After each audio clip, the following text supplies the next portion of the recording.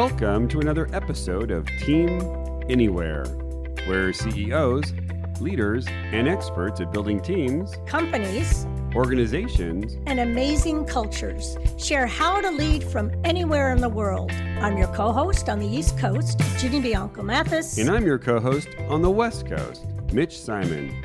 And we invite you to join us to Team Anywhere.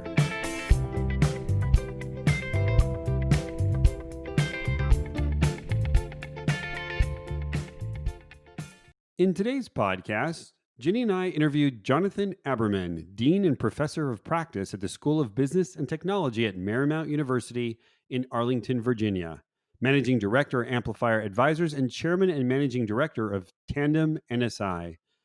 In today's podcast, Jonathan shares with us how he has led the growth of the School of Business and Technology during the pandemic through connecting to a larger mission while displaying authenticity, servant leadership, empathy, and humility. To stay connected with his teams and his students, Jonathan starts every week with a video call with his office manager, video calls with his professors, and a once-a-week video call with his students. His advice when delivering video calls is to speak from the heart and not from a script, with a focus on providing hope and clarity. The secret to successful leadership as a virtual leader is giving both autonomy and expecting accountability. Towards the end of the podcast, we get real with Jonathan, talking about the issues of leadership right now, which include dealing with despair and uncertainty, as well as the opportunities that this time provides, like reading, picking up the guitar, and asking the deeper questions of what is our personal why and whom are we here to serve.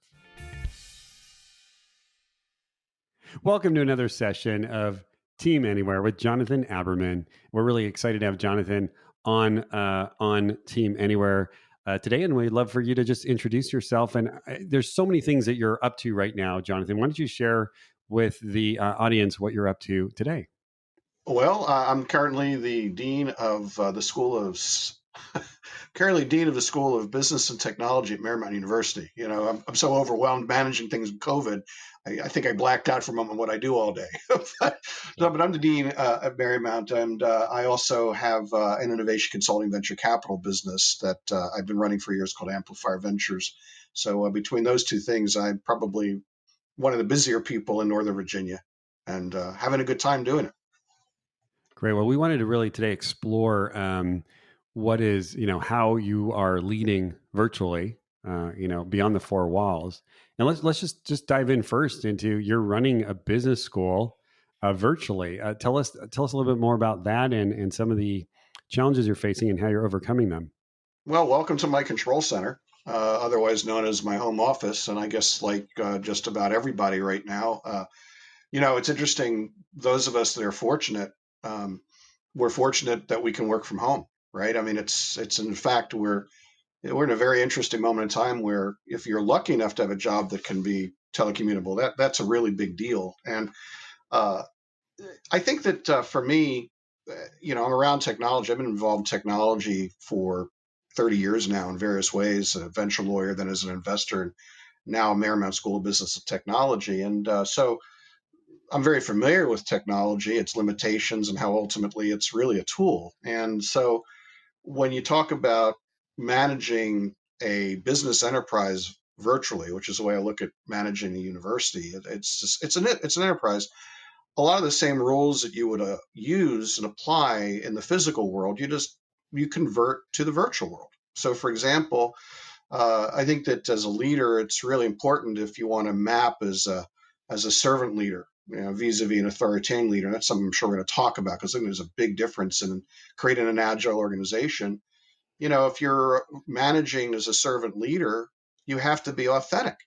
So demonstrating authenticity in the physical world, certain clues that you'll use, open door policy, getting coffee with people, doing things like that. Well, in the virtual world, what's more authentic than doing your meetings without a Zoom background so people can see? I've got my cat in the background hanging out. You can see my guitars, and you get a sense that there's something other than the boss, as it were. And I think that things like that, things like acknowledging if you have a distributed team, you have to force serendipity. You can't leave the meetings for walking down the hall. So There are standing meetings that I have with my team once a week where it's not mandatory. It's just, hey, I'm going to be on Zoom at noon on Wednesdays. You want to come in? Great. If you don't, but I'm going to make sure everybody knows what's going on based on what I see. Key people, you make sure you schedule standing meetings, but by the same token, you also have to understand that most serendipitous meetings are 5 minutes long. So you can't schedule one Zoom meeting after the next to the next because people get burned out. And then, so I think it's really just more than anything else, it's understanding that the tools are different, but the governing principles remain. And you have to just find ways to adapt your behavior so that the tools don't get in the way. I mean, for example, if you're the kind of manager who says, oh, I'll just see people when I see them.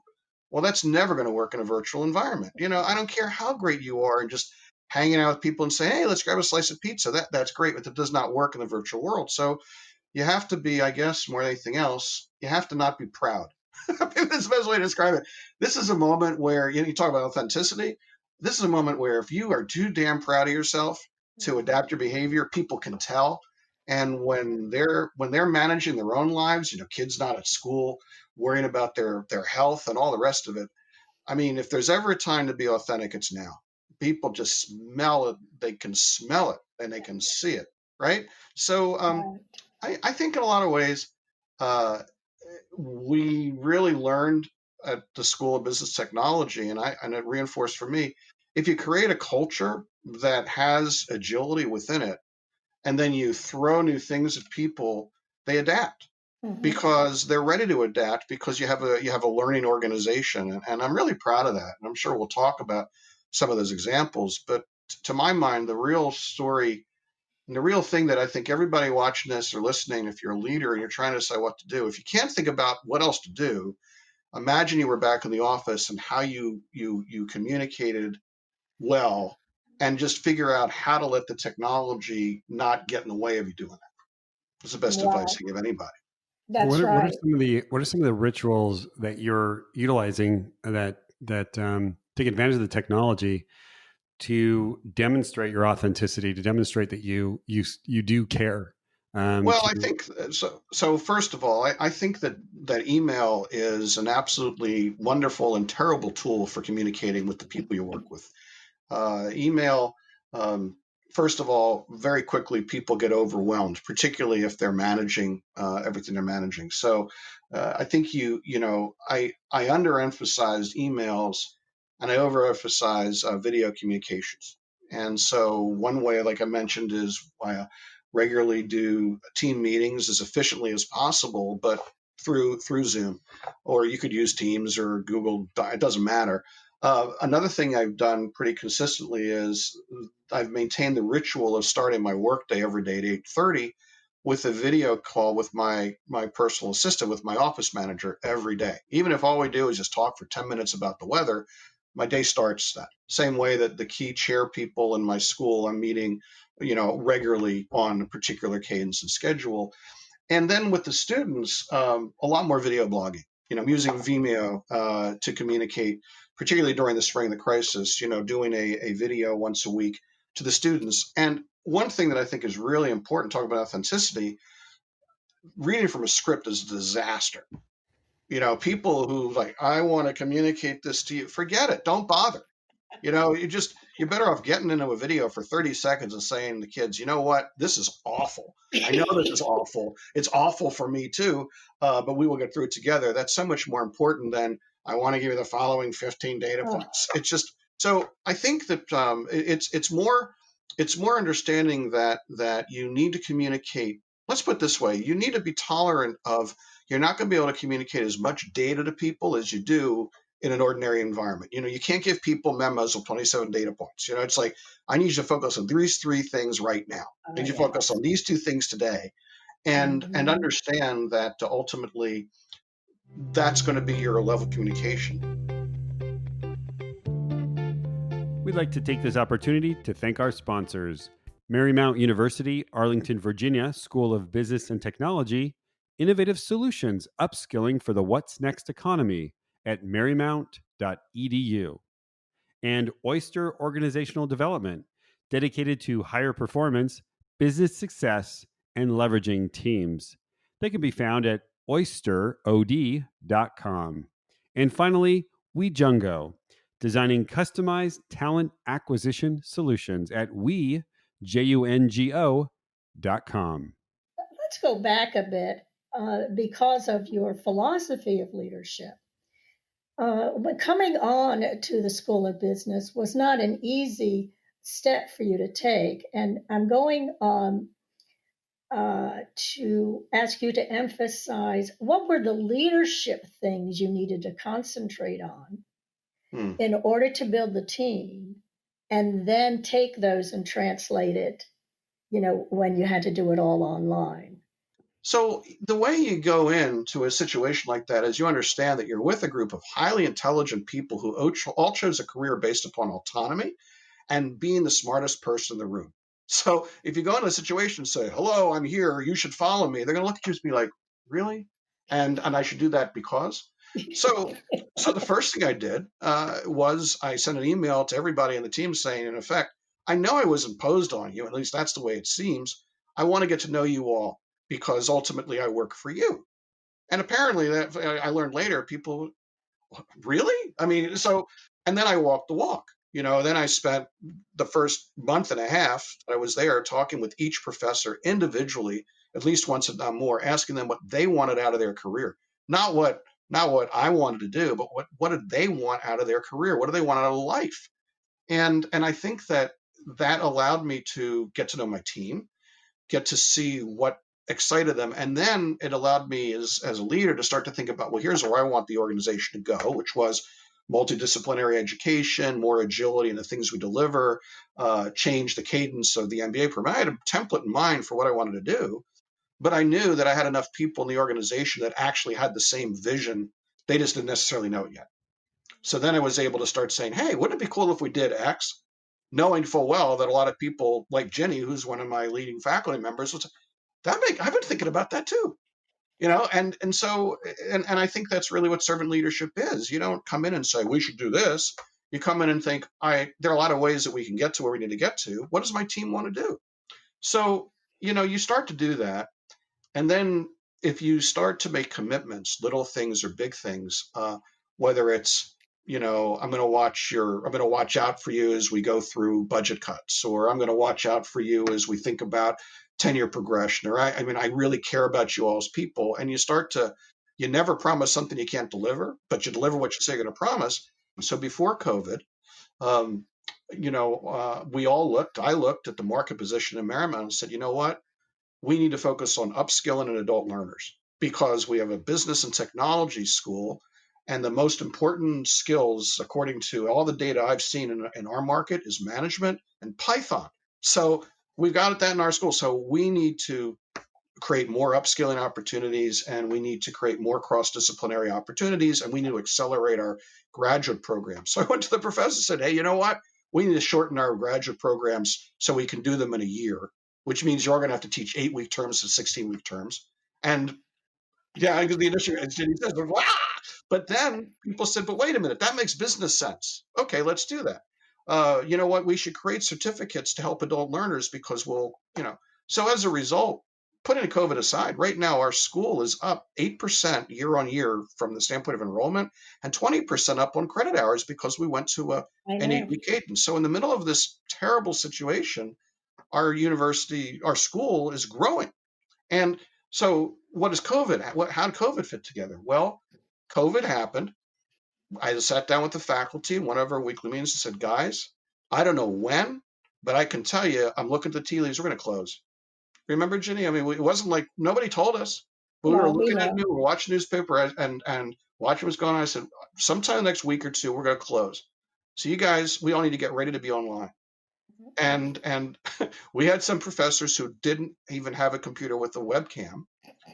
So I ran off to Best Buy and bought a bunch of computers, and we had a little party where I gave a bunch of people their first laptops. Wow. And suddenly we were online. But you know what? Everybody was ready. But I knew they'd be ready. Yeah, but I knew they'd be ready, and here's why. Because I got to know them all, that they all cared about the students.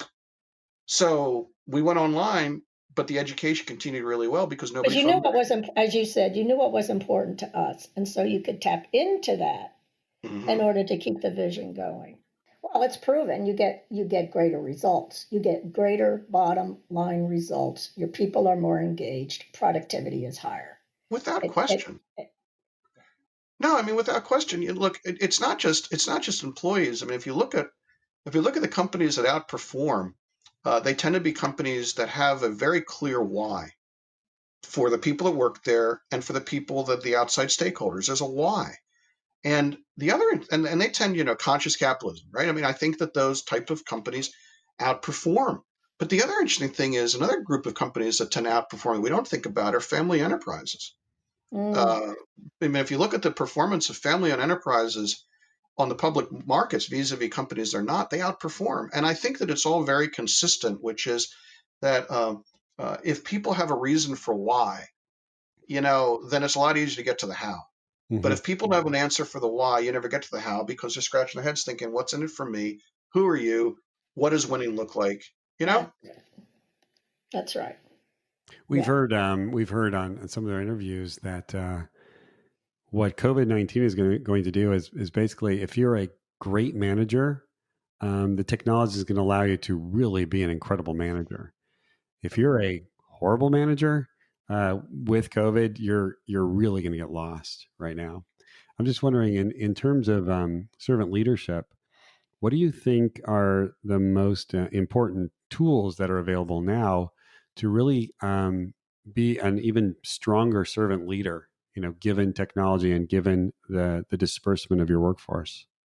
Well, I think the number one thing is you need to figure out how to, right now in the COVID situation, I think that you need to really understand that people are stressed, people are frightened, and a lot of people are frankly at sea right now in what I would call the crapification of information. I mean, there's so much information available now, but it's to the point where there's propaganda jamming up so many. It's so hard right now for anybody to feel that they're getting the information they need to be able to figure out how to manage COVID.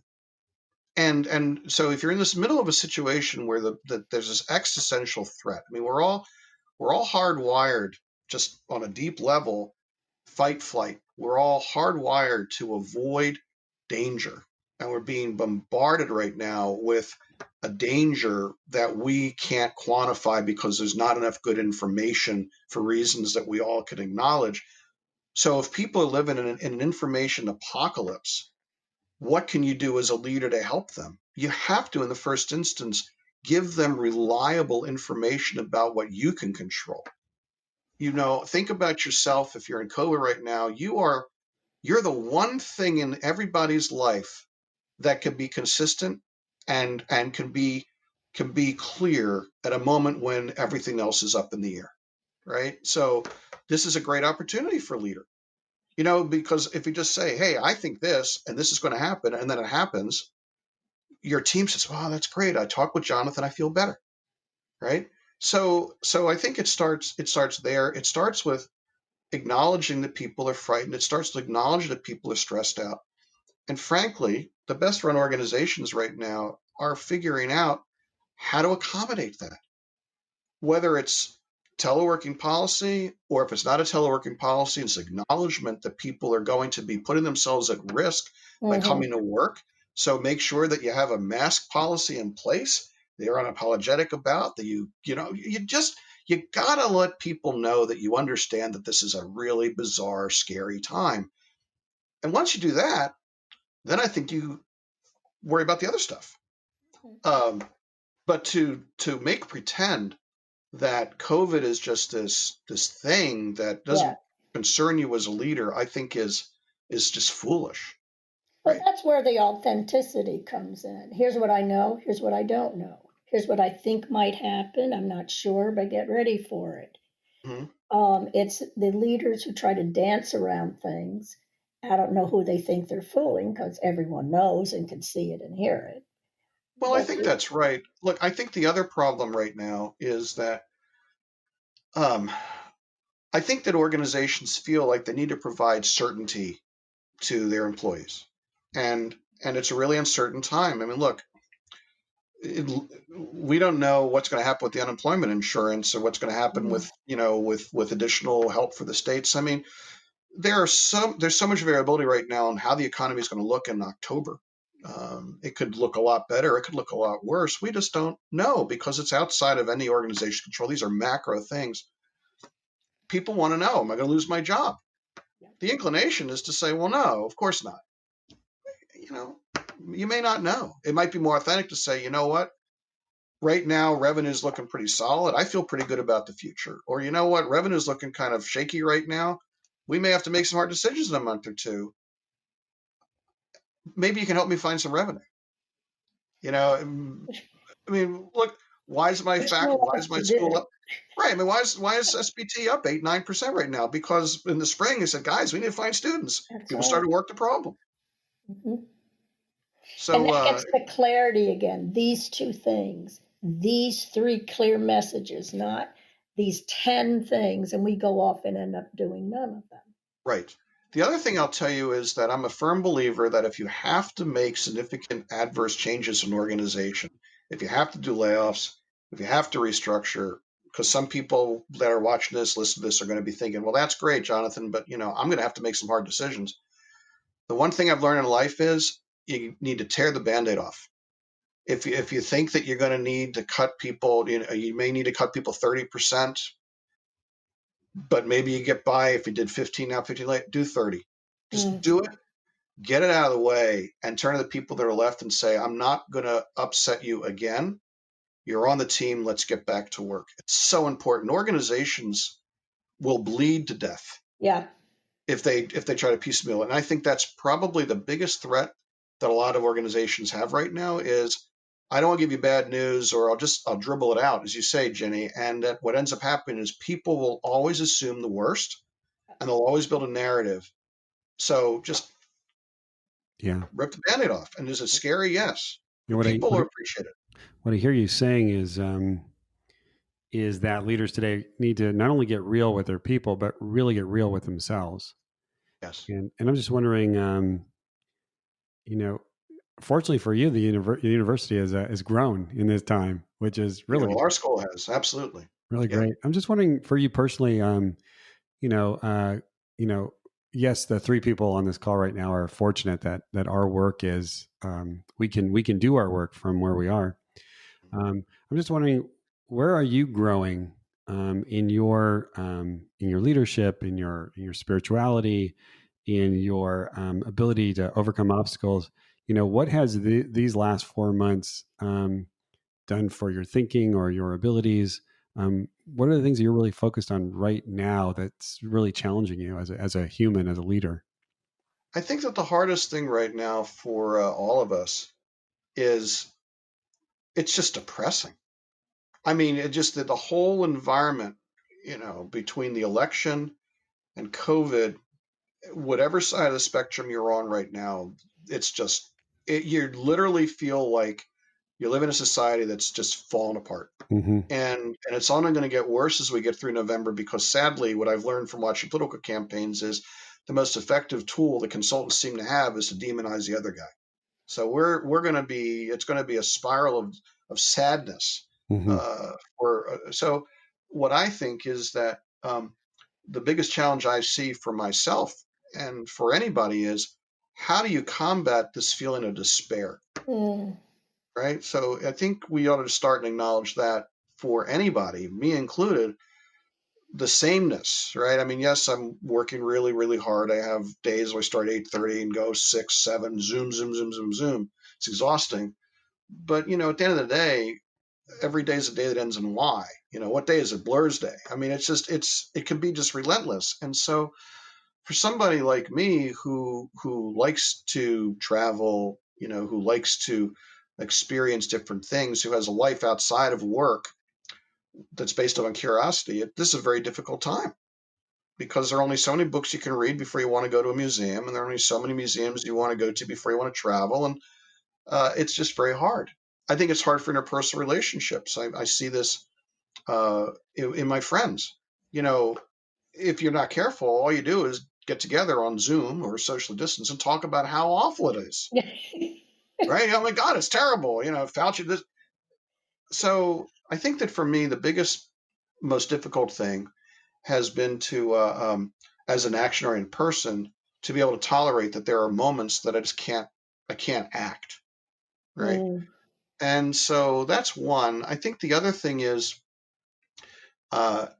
people like me who are very action-oriented, type A. I dress it up, I think, the servant leadership, but ultimately I really am competitive. I want to win, right? I want to win with my team, but I really want to win. And very action-oriented this is not a time right now where you can necessarily be action-oriented to the same level because the economy is not good and all the other things are described. So you have to I've had to learn how to let some things go. Maybe that's the best. And I wish I could tell you it's easy. I'm not going to lie. It's hard. People who are driven, ambitious, this is a very difficult time. So what I've said is just have in your mind, you're going to accomplish something other than getting really nice sweatpants and learn how to use Zoom. And so I've been reading more history books and playing my guitar. I played my guitar so much when you first locked down, I got really bad tendonitis. I haven't been able to play for the last month or so. It's been making me insane. So, but those are the big things. I think it's just letting go of some things that and understand there's things you can't control. And, Mitch, you touched on spirituality. I think for a lot of people, the idea that there's a higher power, there's a higher reason gives people comfort. So I see a lot of that in different ways.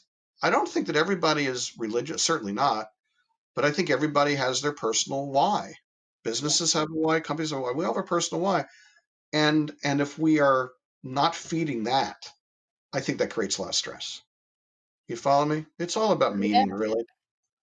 Right. Is there one question we should be asking you that we're not asking you? So some viewpoint that you have about this, the world of virtual work, given all of your experiences with all the companies that you've started. So I think that the most important thing I want to communicate to everybody who's thinking about, well, how do I make sure I'm the best leader I can be in this moment? I think the most important thing is to pat yourself on the back for asking the question. I mean, most people don't actually take the opportunity to ask the question. They just live. They just act. Over my life, as I mentioned earlier, I've helped start 20 technology businesses as a venture investor. And every time when I helped other people, because large other people's money, make an investment, I was most concerned about investing in a founder who had two big characteristics. And if they didn't have them, I didn't invest. The first one was empathy. Now, empathy doesn't mean that necessarily you're warm and cuddly. Steve Jobs was one of the most empathetic people in the world because he understood that this silly device ultimately was going to satisfy unbelievable customer demand. He understood the importance of design. He was empathetic. He understood how to connect with people. Empathy and self-awareness. Because people who are narcissistic, who are sociopathic, who are bipolar, who are just impulse driven, generally are unable to correct their behavior because they're not self-aware. Now, sometimes it's pathology and it can't be helped. But most of the time when people have these behaviors, it's because something happened to them in their childhood, which set them up for that, which they can't fix unless they're self-aware. Self-aware people are always, particularly if you combine self-awareness with empathy, are highly effective leaders because they ask the question and they listen to the answer. Yep. So my best advice right now for anybody in a leadership role is ask the question, am I doing a good job?